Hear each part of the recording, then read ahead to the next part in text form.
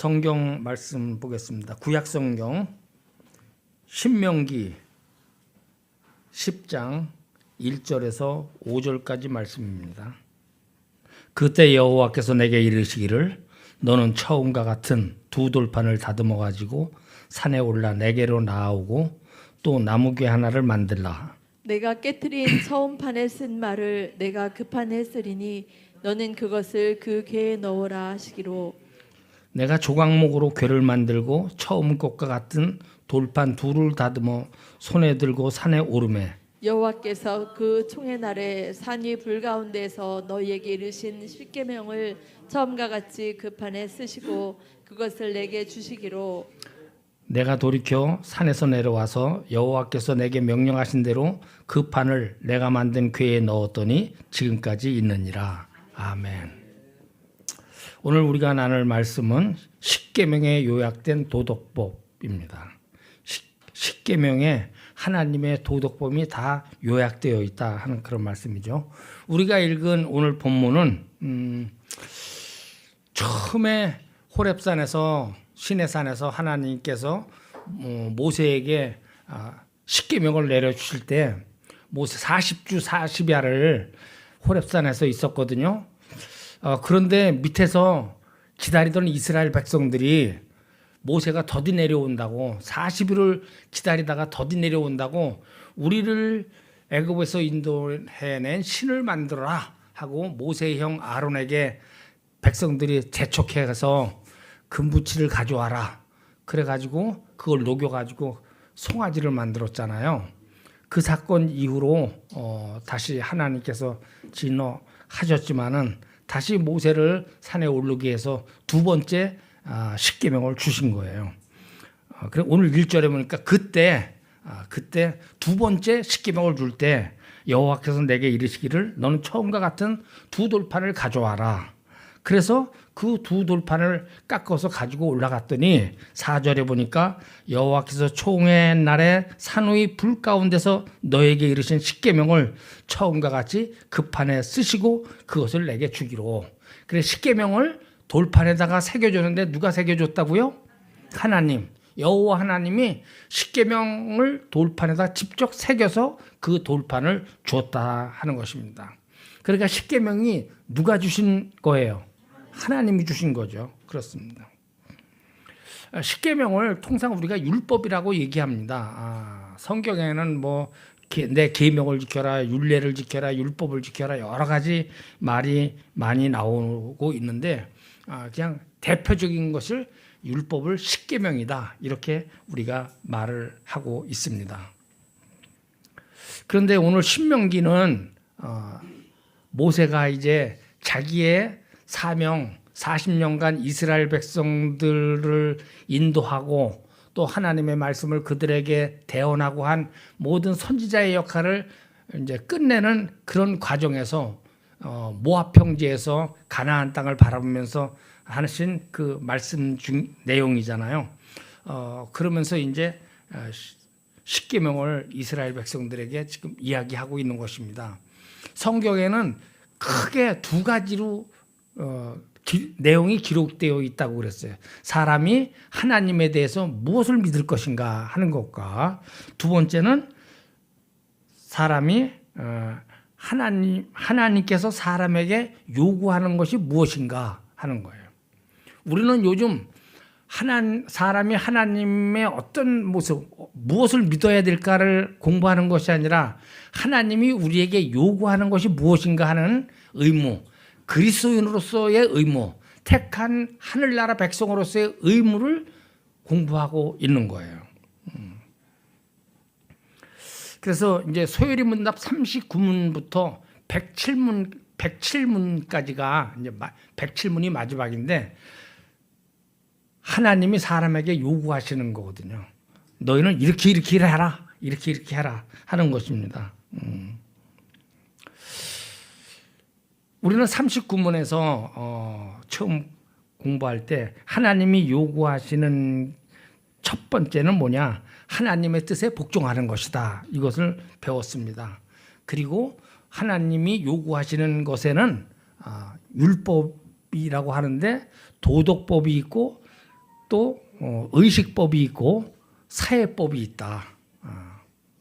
도덕적으로 사람들이 어떻게 살아야 되는가 하는 것이 있고, 그다음에 제사를 이렇게 드려라 하는 의식들, 그다음에 사회 시민으로서 이웃 사람들과의 관계, 시민법 이런 것들이 다 이제 율법에 기록이 되어 있는 것입니다.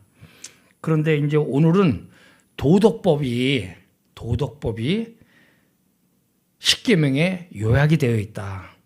41문 오늘 공부하는 거잖아요. 41문. 도덕법은 어디에 요약되어 있느냐? 질문이에요. 답은 십계명에 요약되어 있다. 그래서 십계명에 요약이 되어 있다 하는 것만 오늘 하는 거예요. 십계명의 내용이 뭐냐 하는 것은 이제 다음 시간서부터 87주 정도까지, 그러니까 약 한 40주 이상을 십계명에 대해서 들어요. 그래서 여러분들 아주 귀에 오른쪽으로 들어서 왼쪽으로 빠져나가도 남은 것만 해도 충분히 될 수 있도록 이렇게 십계명에 대해서 아주 오랫동안 듣게 될 것입니다. 어쨌든 이제 그 하나님의 뜻에 우리가 그 요구하는, 하나님이 뜻에 순종하는 그런 삶을 살아야 된다. 그것이 우리의 의무다라고 하시는데, 하나님의 뜻이 뭐냐? 하나님의 뜻. 하나님의 뜻이 도덕법과 연관이 많이 있거든요. 여러분 하나님의 뜻 생각나는 거 있으면 한번 얘기해 보세요. 하나님의 뜻. 대표적인 거 사도 바울이 얘기한 거. 항상 기뻐하라. 쉬지 말고 기도하라. 범사에 감사하라. 항상 기뻐하라. 쉬지 말고 기도하라. 범사에 감사하라. 이것이 예수 그리스도 안에서 너희를 향한 하나님의 뜻이니라. 그래서 너희를 향한 하나님의 뜻이다. 이거는 우리가 잘 안 해요. 그리고 항상 기뻐하라, 쉬지 말고 기도하라, 범사에 감사하라, 여기까지만 하는데 이것이 누구의 뜻이라고요? 하나님의 뜻이어서, 예수 안에서 너희를 향하신 하나님의 뜻이다. 그러니까 여기서 보니까 하나님의 뜻은 어떤 미래를 아는 거예요. 미래에 발생할 어떤 일에 어떤 신비스러운 것들을 계시하는 것이 아니라, 하나님의 뜻은 우리가 살면서 항상 기뻐하고 쉬지 말고 기도하고 범사에 감사하면서 살아라 하는 거예요. 요즘 이제 많은 분들이, 요즘은 제가 이제 많은 다른 이제 목사님들하고 교제가 많지 않아 가지고 좀 덜 느끼는데, 전에 이렇게 교제를 해보면은 일부 목사님들 중에서는 하나님의 뜻을 아주 그냥 바로 듣기 위해서 뭐 우리는 영적인 사람들이니까 우리는 영적으로 통하니까 그러면서 열린 문이 어떻고 닫힌 문이 어떻고 뭐 양털이 어쩌고 저쩌고 하면서 하나님의 뜻을 직통계시로다가 이렇게 구하는, 마치 점쟁이가 점 보는 것처럼, 좀 제가 잘못된 좀 표현인지는 모르겠는데 어떤 하나님의 뜻을 그렇게 알아내려고 하는 경우들을 많이 봤습니다. 그런데 성경에는 그런 방법을 지지하지 않습니다. 성경은 오히려 영원한 도덕법을 우리가 제대로 알아야 된다. 그리고 도덕법을 제대로 알면은 온전한 분별력을 가지게 되고, 그래서 우리가 어디로 가야 되느냐, 동쪽으로 가느냐 서쪽으로 가느냐 침튀겨 보지 않아도 되고, 결혼을 어떻게 해야 되나, 취직을 무슨 직장을 구해야 되느냐, 뭐 이런 것들을 계속 하나님한테 묻지 않아도 하나님의 법을 잘 알고 있으면은 그 안에서 지혜가 생겨서 우리가 나갈 길을 깨닫게 된다는 거예요. 예수님은 마태복음 19장 17절에서 어느 날 자기에게 찾아온 한 청년이 예수께 이렇게 묻습니다. 질문을 할 때, 어찌하여 선한 일을 내게 묻느냐? 선한 일은 오직 하나님 한 분이시라. 내가 생명에 들어가려고 하면은 계명을 지켜라. 이렇게 말씀하셨습니다. 네가 영생을 얻으려면은 계명을 지켜라 하는 거죠. 하나님의 뜻을 따라라 하는 뜻입니다. MBN 프로그램에 천기 누설이라는 프로가 있는데 혹시 보셨는지 모르겠어요. 예? 그뭐 예. 저 무당 옷 같은 거 입고 앉아서 뭐 전에서부터 그런 거 비슷한 게 있었는데 뭐 좀 뭐 부채도 흔들고 뭐 무슨 도사 같은 거 나오고 뭐 그래는 프로들이 있어요. 요즘은 그 청기 누설에서 여러 가지 방송에서 이야기하지 못하는 것들을 좀 비슷하게 이렇게 얘기하면서 뭐 어떤 뭐 과학적인 것도 짚어보고 요즘은 식생활에 대해서 많이 나와요. 어떻게 하는 것이 올바른 것이냐. 예를 들어서 자꾸만 싱겁게 먹으라고 그러는데 우리는 음식을 싱겁게 먹어야 건강한 거다라고 잘못 생각할 수가 있다. 우리가 워낙 짜게 먹으니까 싱겁게 먹으라는 것이지 싱겁게 먹는 것이 건강에 좋은 것이 아니다. 요즘 젊은이들이 많은 질병에 노출되는데 너무 싱겁게 먹어서 문제다 하는 거야. 세계보건기구에서 정상인 한 사람이 하루에 얼마의 소금을 먹어야 된다고요? 제가 잘 모르겠어요. 5g인가요? 5g인가 그 정도 먹어야 되는 것 같아요. 5g이면은 그 티스푼으로 한 스푼 좀 더 될 거예요. 물이 많이 빠졌냐 적게 빠졌냐 차이가 있겠지만은 그 정도의 소금을 먹어야 돼요. 그게 필수적이에요. 특별히 여름에는 땀을 많이 흘리기 때문에 땀은 소금물입니까? 맹물입니까? 소금물이죠. 그래서 소금을 더 많이 먹어야 돼요. 그런데 자꾸만 짜게 먹지 말라고 하니까 싱겁게 먹어야지 좋은 줄 알고 자꾸만 요즘 젊은이들이 싱겁게 먹어가지고 병이 많이 생긴다는 거예요. 그런 것들이 요즘 이제 그런 영양에 관계되는 것들이 천기누설에 많이 나오더라고요. 그런데 천기누설이라는 광고로도 많이 봤어요. 누가 붙이는 건지 아시나요 혹시? 점쟁이들이 자기는 천기를 누설하는 사람이래요. 그러니까 하늘의 뜻을 자기가 그 사람에게 알려준다. 무당 점쟁이들이 천기 누설을 한다. 그런 표현을 하면서 아주 하늘의 비밀을 자기만 신통해 가지고 알려준다. 그렇게 광고를 내보는 것도 있습니다. 우리나라는 그 옛날부터 샤머니즘 문화가 많이 발전했다? 맞는 표현인지 모르겠는데 우리나라뿐만이 아니라 많은 나라들이 그렇죠. 샤머니즘이 있죠. 그래서 우리나라 그리스도인들도 그 이제 우리 조상들이 선대들이 할아버지 증조 할아버지 때까지는 뭐 거의 다 그렇게 샤머니즘 문화에 살았으니까 그래서 하나님의 뜻을 천기 누설식으로다가 가늠하려고 하는 경향이 있다는 것입니다. 그래서 취업이나 진학이나 결혼이나 이런 인생의 중대사를 앞두고는 하나님의 뜻을 알아내려고 하는 사람들이 많이 있다는 것이죠. 그런데 성경에는 하나님의 도덕법을 어긋나지 않으면 된다는 거예요. 하나님이 정한 율법을 어긋나지 않으면 된다. 무엇을 해도 관계가 없다는 거예요. 누구하고 결혼해도 관계가 없다.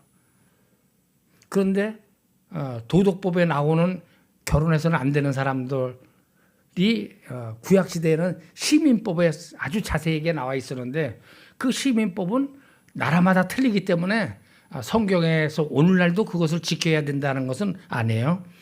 도덕법을 오늘날에도 꼭 지켜야 된다는 것이죠. 하나님의 뜻은 천기의 차원이 아닙니다. 우리가 매일 접하는 일상생활의 차원에서 하나님의 뜻이 주어진다 하는 것이죠. 그래서 성숙한 신앙인들은 하나님의 도덕법을 잘 지키기 위해서 기도하고 금식하는 거예요.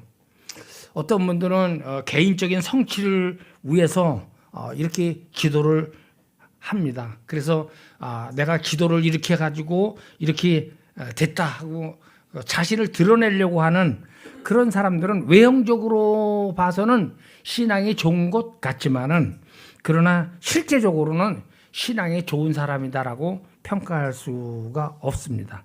성숙한 신앙인, 좋은 신앙인은 어떤 사람이냐? 하나님의 도덕법을 잘 지킬 수 있도록 기도하고 금식하는 것입니다.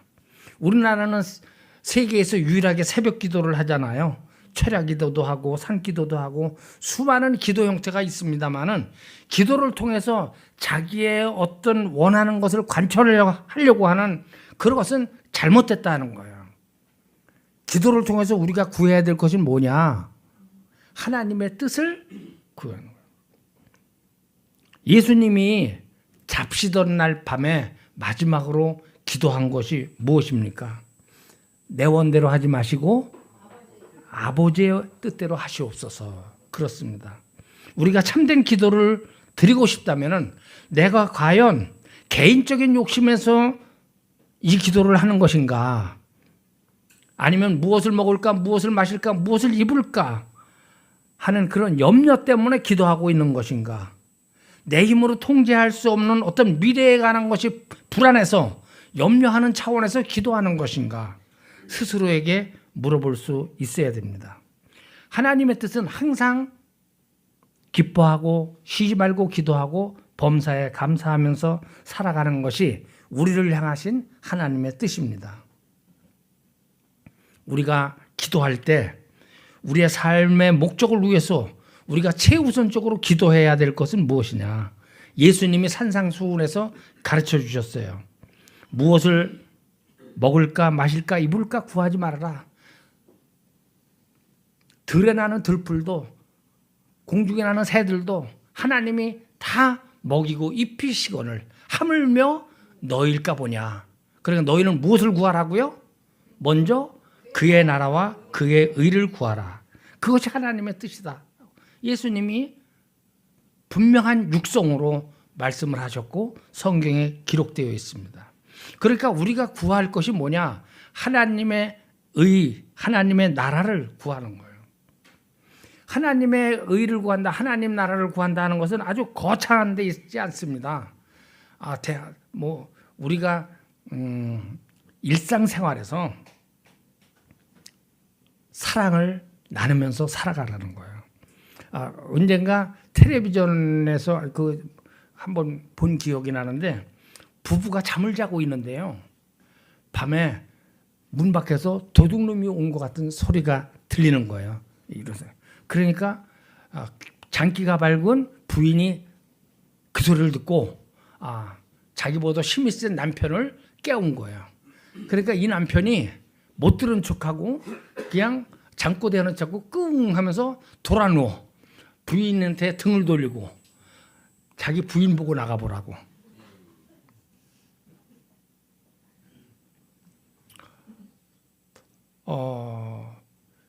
이 남편은 부인한테 하나님의 뜻대로 한 것이 아니에요. 그렇죠? 하나님은 부인은 가장 가까운 이웃이잖아요. 그래서 내 이웃을 내 몸처럼 사랑하라고 했는데 또 에베소서에 보면은 그 부인을 사랑하는 것을 주님이 교회를 사랑한 것처럼 그렇게 사랑해라고 했는데 그냥 도둑놈이 밖에 들어온 것 같으니까 자기가 안 나가고 자기 부인을 나가라고 그냥 잠꼬대하는 척하고 돌아서는 거는 잘못됐다는 것이죠. 이런 거에서 사랑을 나누는 것, 이런 삶 가운데서 사랑을 나누는 것. 제 친구 하나가 이제 모여서 얘기를 하는데 부인이 불만이 뭐냐 하면은 요즘 남자들은 다 살림도 하고 그런데 당신은 내가 큰 거 바라는 게 아니다. 가끔씩 하다 나 힘들 때 설거지나 한 번씩 해줘라. 이렇게 이 친구가 이 사람아 나는 어릴 때부터 배우기를 남자가 부엌에 들어가면은 고추 떨어진다고 해서 들어가면 큰일 나는 거로다가 배워서 난 안 돼. 난 유교적인 집에서 자라서 안 돼. 그렇게 얘기를 하는 것을 들었어요. 그런데 그 옆에서 그 얘기를 듣던 친구가 그 친구는 자기 부인이 죽다가 살아났어요. 암 수술을 2번을 했어요. 그러니까 부인이 손 하나 깠다가 안 하게 한대요. 어디 났을 때 보면은 그냥 다 하고 청소도 집에서 다 하고 자기는 그렇게 한다고 그러더라고요. 그러니까 야야야 우리 집 사람인데서 그런 소리 절대 하지 마라. 배운다 그런 거예요. 우리는 부부가 사랑한다고 하면서 사실 참 여러 가지로 부족해서 사랑을 잘 나누지를 못하고 있는데 참 제일로 사랑해야 될 것이 부부간이잖아요. 하나님은 그런 거예요. 부부가 서로 사랑하라는 거예요. 가족끼리 사랑하라는 거예요. 또 우리 집 옆집도 사랑하라는 거예요. 그렇게 서로 사랑하면서 살아가는 것이 그 나라와 그의 의를 구하는 것이라는 것입니다. 우리 인간은 참 세상을 살아가면서 어떤 상황에 부딪히면은 당장 눈앞에 펼쳐진 그 상황만 보게 됩니다. 그러다 보니까 그냥 왜 나만 이런 고난을 겪냐고 그래요. 복음성에도 있지만은 왜 나만 겪는 고난이라고 불평하지 말라고 우리가 부르잖아요. 노래 부르 찬송하잖아요. 왜 그래요? 하나님은 거룩하고 지혜롭고 권능이 있으신 분이에요. 그래서 하나님이 하시는 모든 일은 합력하여 선을 이루는 좋으신 우리 아버지십니다. 저는 이 말씀이 너무 좋고요. 저는 이 말씀을 믿어요. 저도 연약한 인간이기 때문에 멘탈이 흔들릴 때도 많이 있습니다. 그러나 하나님이 가장 좋으신 방법으로 나를 인도하고 계시다 하는 그 믿음으로 살아갑니다. 여러분들도 스스로 생각해 보세요. 여러분들 스스로 생각해 볼 때 나는 내 생각대로 내 의지대로 지금까지 살아왔다. 그렇게 생각하는 분 있으신지 모르겠습니다. 나의 삶이 나의 예상과 너무 다르게 진행됐다 할지라도 낙심하지 마세요. 불평하지 마세요. 후에는 하나님의 선하심과 인자하심 때문에 감복할 때가 있을 것입니다. 그런 것을 경험하는 저와 여러분들이 되기를 축복합니다. 하나님은 왜 우리에게 도덕법을 주셨을까? 구약에 많은 율법들이 나오는데 그 율법이 어디에 나오는 거죠? 모세오경에 나와요. 모세오경을 한번 얘기해 볼까요? 창세기, 출애굽기, 레위기, 민수기, 신명기. 이것을 모세오경이라고 합니다. 그 다른 성경에 나오는 것은 전부 다 모세오경에 나오는 것을 거의 다 인용하는 거예요. 그런데 이 모세오경을 잘 지켰다고 생각하는 유대인들이 바벨론으로 포로로 잡혀갔잖아요. 그래가지고 왜 우리가 이렇게 포로로 잡혀와가지고 유브라데 강 옆에서 이렇게 슬피 살고 있을까? 되돌아보니까 우리가 율법을 제대로 못 지켰다. 그래가지고 탈무드를 짓게 돼요. 탈무드 마코드 편에 심라이라고 하는 랍비가 율법을 세밀하게 분석을 해가지고 몇 개의 법을 만들었느냐? 613개의 법을 만들었어요. 그 613개의 법을 만들었는데 거기에 365개는 하지 말라예요. 하지 말라 하는 게 365개. 외우기 쉽죠. 그리고 248개는 해라. 이렇게 해야 이렇게 하라 하는 게 248개입니다. 그런데 이 613개의 탈무드 유대인의 법에는 도덕법과 의식법과 시민법이 다 들어있는 거예요. 그런데 십계명은 의식법이나 시민법이 요약되어 있는 것이 아니라 십계명은 뭐가 요약되어 있는 거라고요?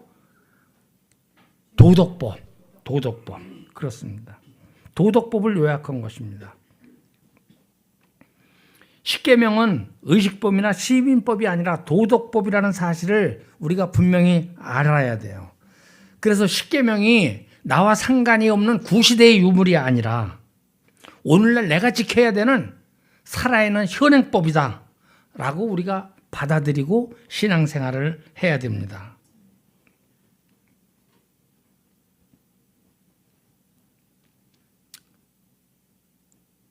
그래서 우리는 이웃을 사랑하고 누가 한 소리 또 하고 한 소리 또 하고 해도 끈기 있게 들어주고 그렇게 이웃과 아주 좋은 관계를 누리면서 살아가야 돼요.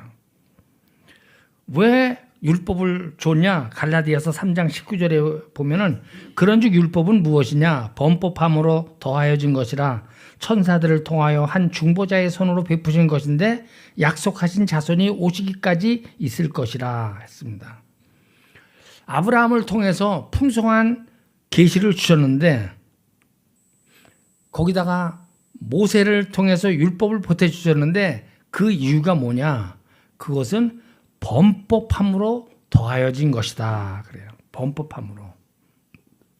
인간이 자꾸만 죄를 짓기 때문에 십계명을 주었다는 것입니다. 에덴 동산에서 아담 이후에 죄를 지은 인간들은 하나님의 거룩한 뜻을 본성에 입혀줬음에도 불구하고 양심이 묻어졌습니다. 하나님의 뜻을 아는 지식도 흐려지고 부패했습니다. 그래서 하나님께서 그 죄로 인해서 십계명을 주셨다는 것입니다. 그렇기 때문에 사랑하는 우리 말씀교회 성도 여러분, 우리는 십계명을 잘 지켜야 돼요. 십계명에는 도덕법이 아주 총괄되어 있다, 함축되어 있다, 요약되어 있다, 이렇게 볼 수 있습니다. 오늘 처음 시작할 때 말씀을 드렸는데 마태복음 19장 16절부터 17절 보면은 어떤 사람이 주께 와서 이르되 선생님이여 내가 무슨 선한 일을 하여야 영생을 얻으리까? 예수께서 이르시되 어찌하여 선한 일을 내게 묻느냐? 선한 이는 오직 한 분이시니라. 내가 생명에 들어가려면 계명들을 지키라 했습니다. 이것은 창세 때부터 변함없는 원칙이에요. 영원한 생명에 들어가기 위해서는 계명을 지켜야 된다 하는 것은 변함이 없는 법칙입니다. 그런데 예수님을 찾아온 이 청년에게 성경에 보면 누가복음에 보면 아주 부자 청년이네요. 또 재물이 많은 관리다 이런 식으로 표현이 되어 있습니다. 어쨌든 이 사람은 돈이 많은 젊은이고 또 일설에 의하면은 유대인 사회의 사내들인 오늘날로 말하면 국회의 의원으로다가 되어 있는 그런 사람이죠. 그런데 무엇을 하여야 영생을 얻으리까라고 질문을 하니까 예수님이 계명을 지켜라 그랬어요. 우리가 구원받는 것이 계명 지켜서 구원받는 건 아닌데 왜 예수님은 계명을 지키라고 했을까?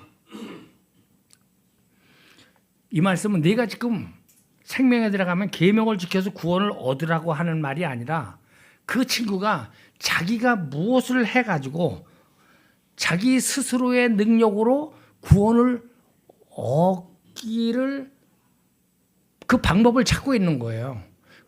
그러니까 예수님이 네가 너 스스로 영생을 얻으려면 계명을 지켜라라고 말씀하신 거예요. 그런데 우리는 스스로 계명을 지킬 능력이 있습니까? 없습니까? 없습니다. 예수 그리스도의 보혈의 능력으로 우리가 구원받는 거예요. 믿음으로, 하나님의 은혜로.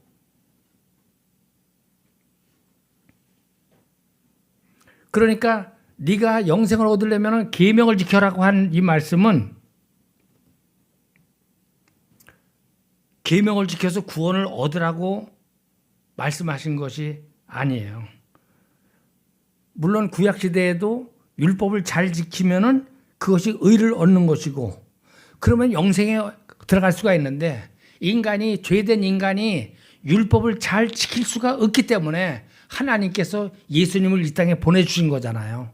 그래서 그 예수님을 우리의 구원주로 보내주셔가지고 예수를 믿게 함으로써 우리가 구원을 얻도록 그렇게 한 것입니다. 우리는 하나님의 법을 이제는 예수님이 오셨으니까 안 지켜도 된다 하는 것이 아닙니다. 우리는 하나님의 은혜로 구원의 반열에 들어섰습니다. 구원받은 백성이 됐습니다. 그래서 이 십계명에 나오는 이 율법이 하나님의 변함없는 영원한 뜻이라는 것을 분명히 기억해야 됩니다. 그리고 스스로 기쁨으로 하나님의 법을 지키고 살아가야 되는 것이죠. 그것이 우리가 세상에 살면서 하나님의 백성으로서 산 제물로 살아가는 것입니다. 저와 여러분들이 기쁨과 즐거움으로 하나님의 법을 지키며 살아가기를 축복합니다.